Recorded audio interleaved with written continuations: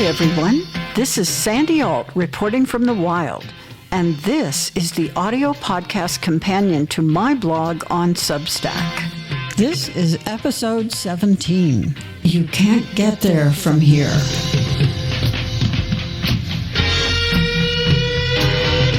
There's a plethora of poetry, songs, comedy, and even asking for directions in the state of Maine that upholds that there are some places you can't get to from wherever it is you find yourself at a given moment. And if that made any sense to you at all, just keep listening. If not, well, you too might as well keep listening because you can't get to the end from here if you don't. And it's at the end where you're going to find a real thriller of a story from the wild.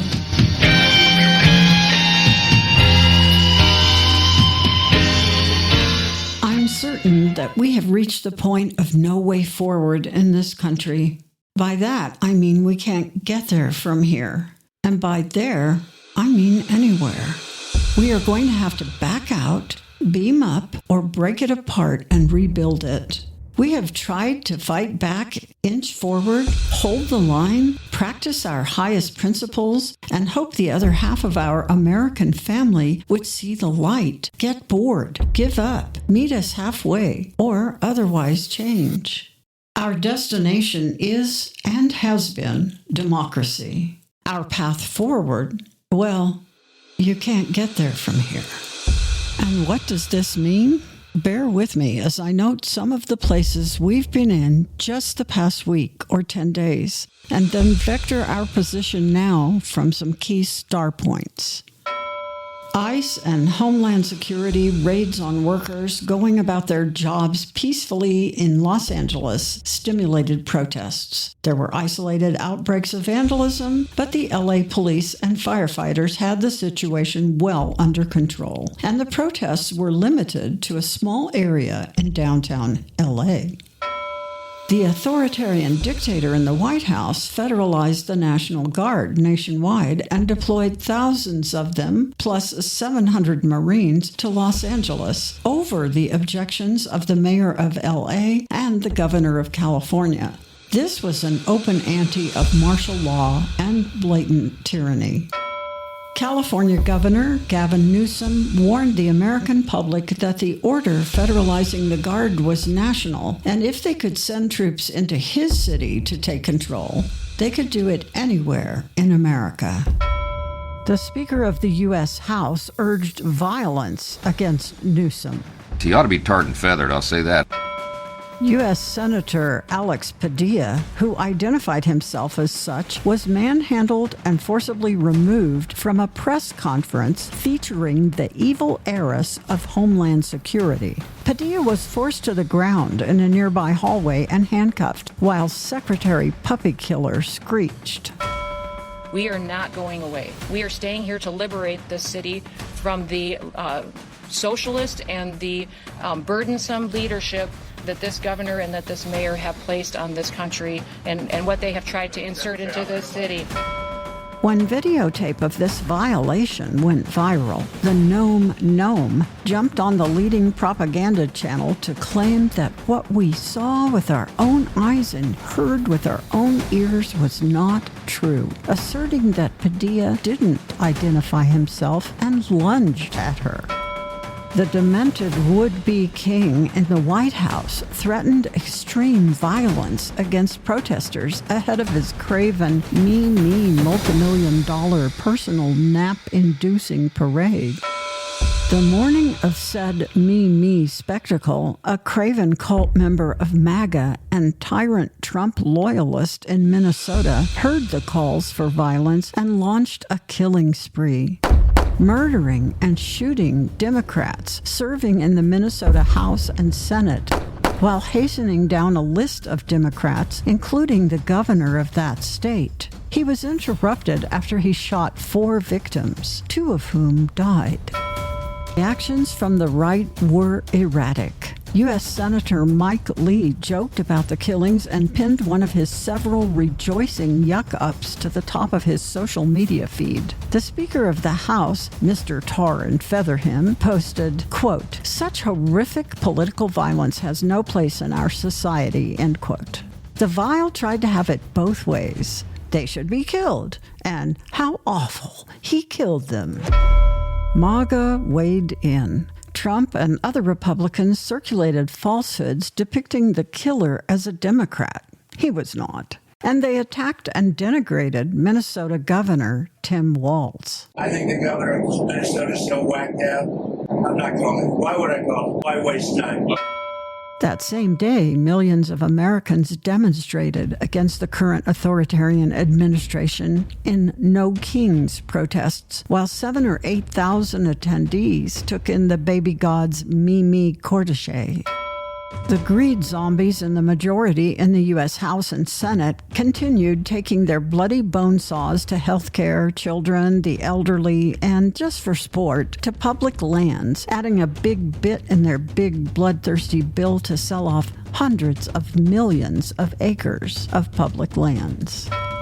A sitting member of the U.S. House was indicted for doing her oversight job at an ICE facility in New Jersey. And to put icing on the cake, Christie's crazed kill dogs arrested the comptroller of New York City just to show that they can. Now it is evident that the work this authoritarian regime has done to restructure the military, placing only loyalists, even inexperienced ones, at the top, has given them the strongest fighting force in the world for their takeover. And the military appear to be in lockstep with the cruelty cabal. First, they formed up without dissent or outcry from within to take over the government in L.A. And now they have started a war with Iran without congressional authorization.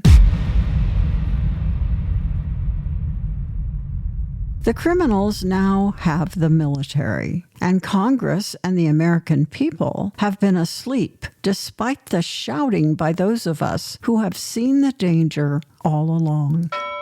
You can see by these points on the map indicating where we have been in the past few weeks that where we are headed is pretty much straight to hell. And that's not the intended destination for those of us who still believe in democracy and wish to uphold it. Also, while we're trying to chart a new way forward, we need to factor in that almost half of Americans are stark raving mad for authoritarianism and the propaganda swill they slurp up every day from the Fox toilet. If we thought we could push our way past the tyranny takeover with protests alone and move back to whatever kind of democracy we thought we had, we need to take another look at the map. In spite of how hard we try to believe in the power of the people over greed and billionaire global alliances, corruption, and general moral decay, I don't think we can get there from here. And that reminds me of that story from the wild I promised you. A few years ago, my husband and I decided to go into the wild to photograph the world's second largest species of bears on Kodiak Island. Our first day, we went by float plane to the uninhabited northern wilderness area of the island and photographed the giant bears as they came to dine at the top of a remote fish ladder. We watched as the mature males, some bearing face and shoulder gashes, scars, and torn ears, scrapped over the best spots to catch the salmon spilling off the ladder. We saw mother bears fiercely defend their cubs from intruding juveniles. When it came to protecting what they saw as theirs, they did not play nice. One evening, we sought to record these great heaven beasts fishing in one of the remote fjords on the sparsely inhabited southern end of the island when the tide came in. Some locals had directed us to a rutted road in the fjords and told us that bears came to the tidal cove to forage before bedtime. So we took our rented SUV into some bogland near the tip of the inlet, thinking the ursines would scavenge along the shoreline. We set up the cameras for wide angle and long lens, and my husband Tracy sent up a drone to take a look at the area behind a nearby strip of forest parallel to the estuary. He showed me the screen as the drone flew over a green meadow dotted with bears. I kept my eye on the water's edge as the tide rose, and I spotted a big golden bear on the other side of the inlet. Let me pause a moment to tell you a wee bit about Kodiak bears if you don't know about them. Only the polar bear exceeds the Kodiak in average size. The grizzly is a bit smaller. A mature Kodiak male will stand 10 feet tall or more on his hind legs and up to 6 feet at the shoulders on all fours. They weigh anywhere from 1/2 to 3/4 ton when mature. A mature female is only slightly smaller than a male, and cubs in midsummer of their first year range between 200 and 300 pounds. And what do they eat? They feast on wildflowers, wild celery, roots, berries, rodents, grasses, sedges, crustaceans that wash up on the shores, and fish. They are very opportunistic eaters who are not averse to eating meat. They are very territorial, especially mamas with cubs. This story of how you can't get there from here began at about 8 p.m. In the evening light, the pristine steel blue loch lined with tall grasses and forested on one side with enormously tall pines mirrored the sky. Upslope from those pines, lush green meadows folded and unfolded towards tall peaks scarfed with clouds. Gulls called to one another in delight over the incoming fish. Eagles landed on the banks and pecked at the shallows. This was a wild paradise.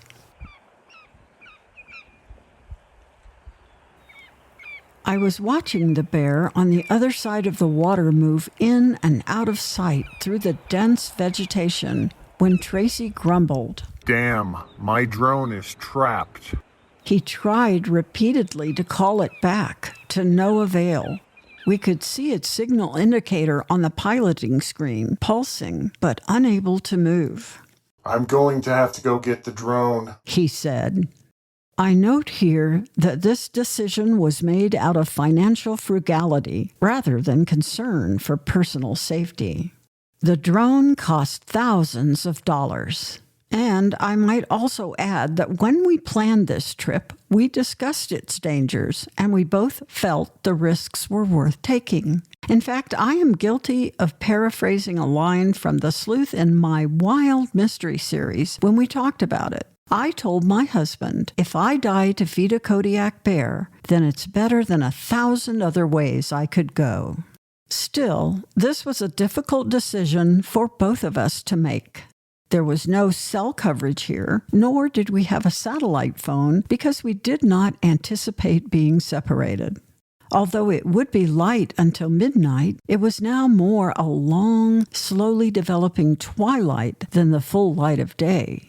We knew the meadow beyond that line of trees had been dotted with bears when the drone initially flew over. And the tide continued to come in, creating an increasingly large cove of water with the shoreline steadily creeping in the direction of our vehicle.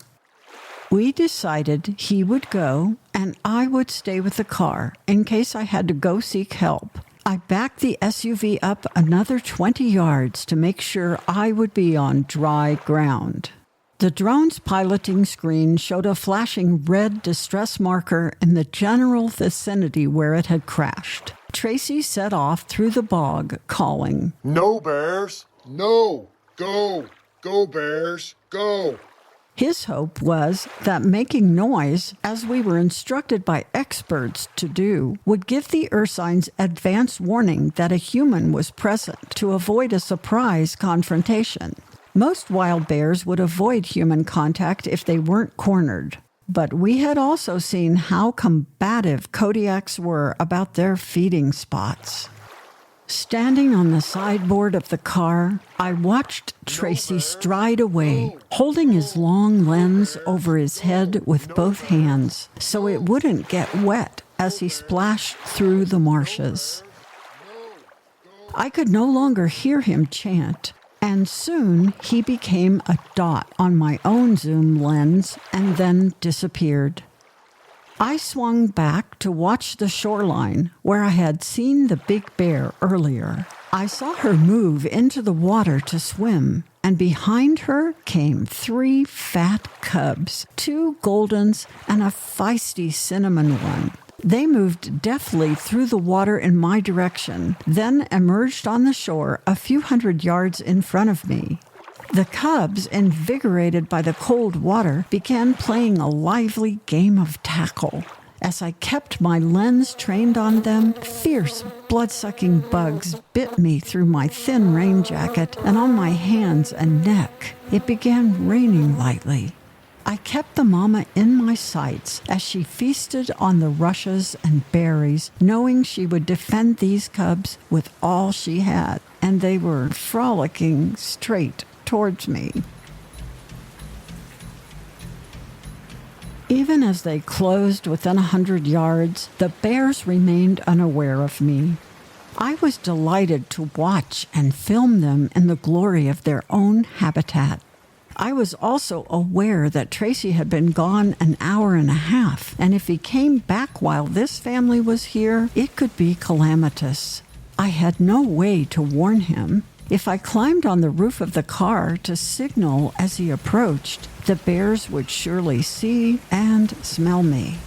The family moved still closer, and suddenly the cinnamon cub stood up on his hind legs and sniffed. His siblings mimicked him, and I was certain they had caught my scent. I knew their long-range vision was poor, but those big noses were made to smell out danger and food.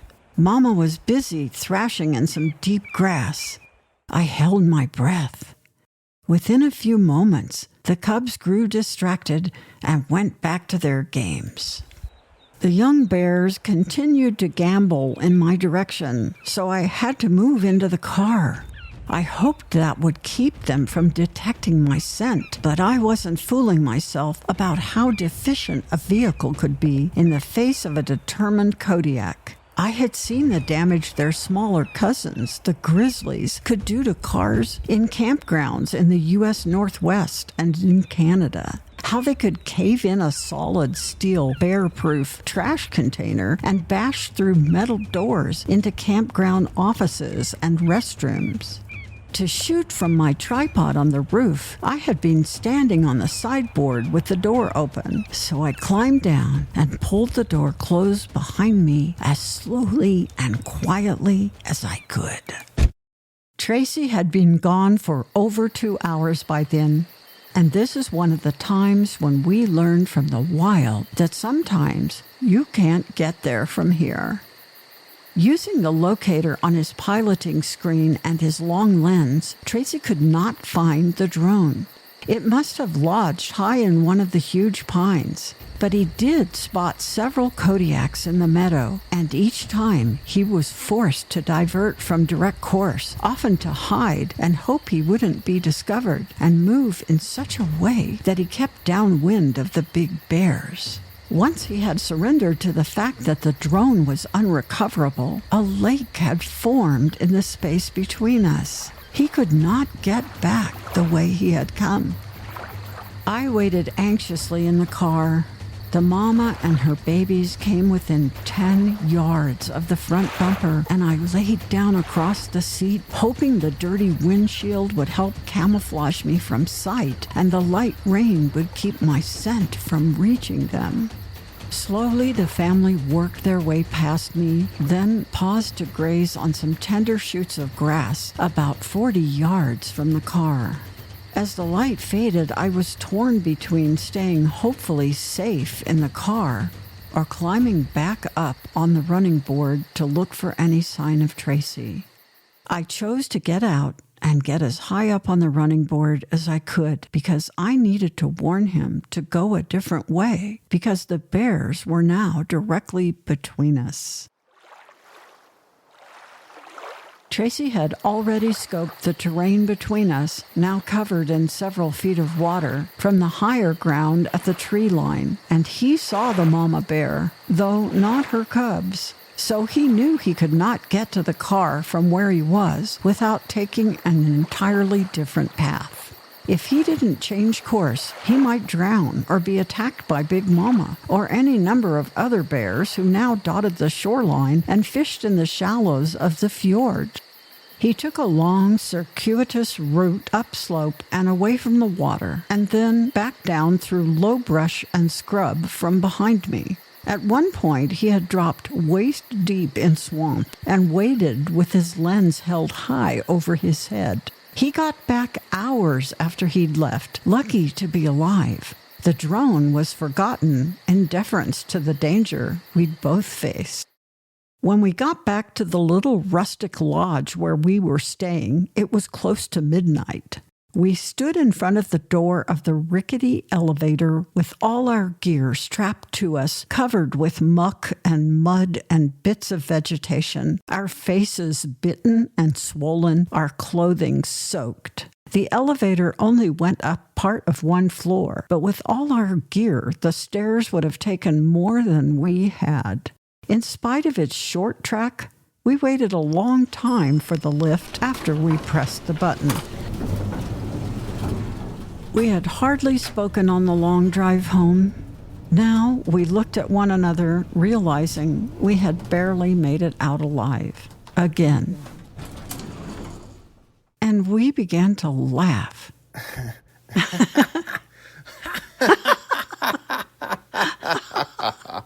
Hysterically.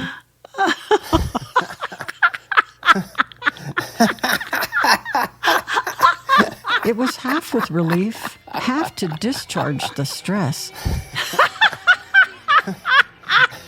Realizing how close a call it had been for us both, something we have experienced a number of times together in our adventures in the wild.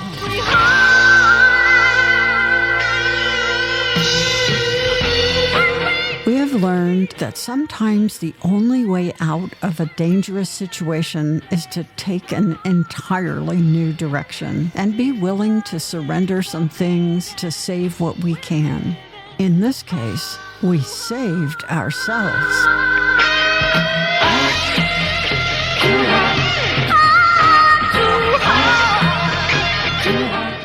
We are in a dangerous situation now as a nation. Democracy is a great adventure, one worth pursuing, worth fighting, and dying for. When we were together as a nation, we shared the same goals, and our elected leaders mostly stayed within the lanes of those shared goals as expressed by the Constitution. When they haven't, we have used many means to draw back from the extremes of slavery, tyranny, and oppression, even a civil war. For some time since that war, we lived without extreme strife among us and without tyranny in our government. Today, we face both, and a global nuclear crisis at the same time, perpetuated by the madman at the helm of our country, a position given to him freely by half of the people and protected by a global cartel of billionaires who have already taken power and cut off the limbs of our government. I worry that we are beyond any reasonable expectation that our old ways will get us safely back together from the danger we are in, the danger to our democracy, to our rights and freedom, to the human race with the threat of nuclear war in the hands of madmen. We desperately need to chart a new direction, and we must be prepared to leave what we cannot save and save what we can, because otherwise we can't get there from here.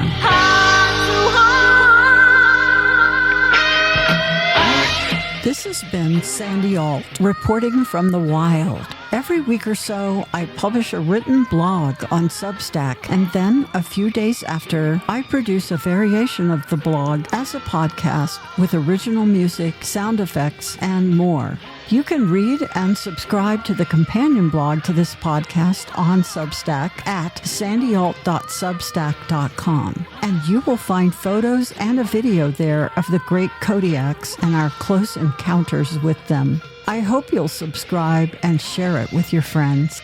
I want to give special thanks to Teresa Daus-Weber, script editor for my production team, for helping edit this script, and to T. Kearns, also from our team, for his voiceovers. If you want more stories from the wild, look for my Wild Mystery series in book, audiobook, and ebook. You can start with any book in the series and go wild.